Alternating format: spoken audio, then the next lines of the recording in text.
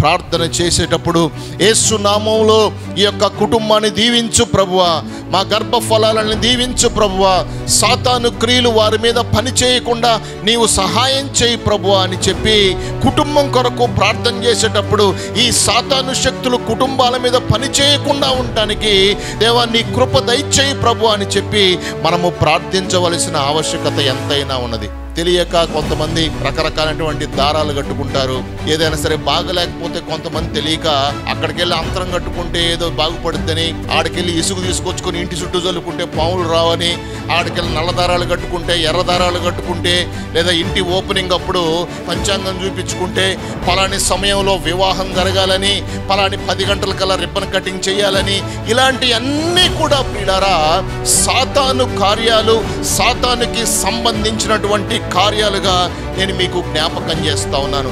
యేసు నామములోనే స్వస్థత, అన్ని నామముల కన్నా పైనామము యేసుని నామము అన్న విషయాన్ని మనము జ్ఞాపకం చేసుకోవాలి.